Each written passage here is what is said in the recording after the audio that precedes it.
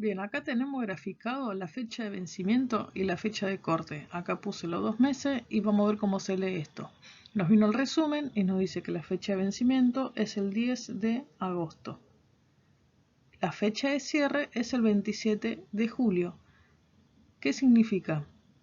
El cierre es el periodo de dónde se va a facturar, de dónde se va a sacar todo ese saldo que nos van a cobrar en la fecha de vencimiento. Entonces acá sería del 27 de junio al 27 de julio ese periodo de facturación. Todos los consumos que nosotros hayamos hecho entre esa fecha lo vamos a ver reflejado el 10 de agosto. Entonces también hay veces en que nos muestra el próximo vencimiento y el próximo cierre. En este caso esto sería así: el 27 de julio al 27 de agosto va a ser el próximo periodo de facturación. ¿Cuándo vamos a pagar esto? Lo vamos a pagar en septiembre, siguiendo la cronología. Nosotros necesitamos saber esto para más o menos tener idea cuánto nos va a venir de tarjeta. Nosotros, sabiendo la fecha de corte y la fecha de vencimiento, sabemos los consumos que tuvimos ese mes y también sabemos o tenemos una idea general de cuánto nos va a venir la tarjeta de crédito. Así que acuérdense, fecha de vencimiento es el tiempo límite que nosotros tenemos para pagar la tarjeta y la fecha de cierre generalmente se toma de cierre a cierre, es el periodo que va a facturar o va a tener en cuenta el banco para cobrarnos el día del vencimiento. Otra cosa que quiero remarcar, generalmente en la fecha de vencimiento, si nosotros justo tenemos la casualidad que nos paga el banco y aparte tenemos una tarjeta de crédito, o sea, nosotros recibimos nuestro salario en una cuenta bancaria, la misma que nos emitió la tarjeta de crédito, generalmente en la fecha de vencimiento está automatizado que nos va a descontar el saldo de la tarjeta. Y acá tienen que tener cuidado porque generalmente está automatizado que nos saque el monto mínimo. Y esto no lo recomiendo yo porque después, en el ejemplo que vamos a ver más adelante, le voy a mostrar por qué pasa si siempre pagamos el mínimo y también qué pasa si siempre pagamos el saldo total.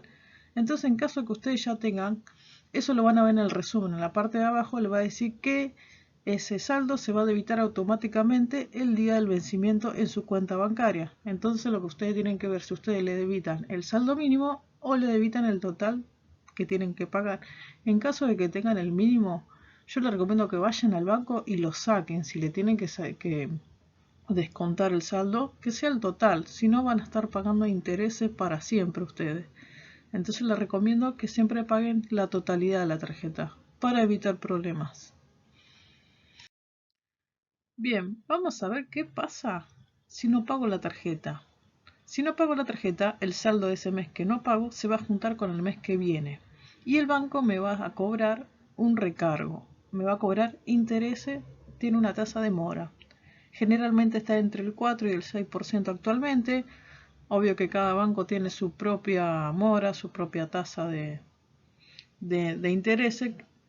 Y se nos va a juntar un saldo con el otro mes y se le van a aplicar ese recargo.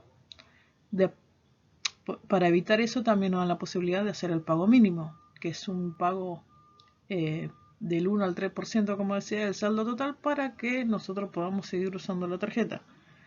Como dije antes, lo recomendable es pagar el monto o el saldo total.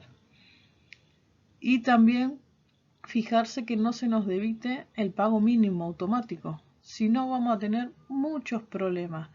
Ahora en el ejemplo que viene te voy a dar un caso en qué pasa cuando nosotros siempre pagamos el mínimo y qué pasa cuando pagamos el saldo total. Bien, acá tenemos el caso de una familia que recién se junta esta pareja y necesita comprar electrodomésticos. Compró una heladera, una cocina y un aire acondicionado. Como no tiene todo el dinero en efectivo, va a usar la tarjeta de crédito para financiar. Entonces, bueno, compró el primer resumen, llega al mes 1 y llega el resumen con la heladera, la cocina, el aire y los gastos. El saldo total es 10.900 y el pago mínimo 327. Acuérdense que el pago mínimo representa entre el 1 y el 3% de la deuda. Entonces, bueno, esta familia, por alguna razón, no llega a pagar el saldo total, entonces hace el pago mínimo. Vamos al mes 2, misma situación, vienen las cuotas, pero se suma el saldo anterior que no pagamos, gastos de mantenimiento, saldo total 21.790. Pago mínimo 653. Vamos al mes 3. Mes 3, misma situación, heladera, cocina, aire y el saldo anterior. Saldo 32.882. Pago mínimo 986. Vamos al mes 4. En el mes 4 ya terminamos con la cocina. Seguimos con la heladera, el aire y el saldo anterior.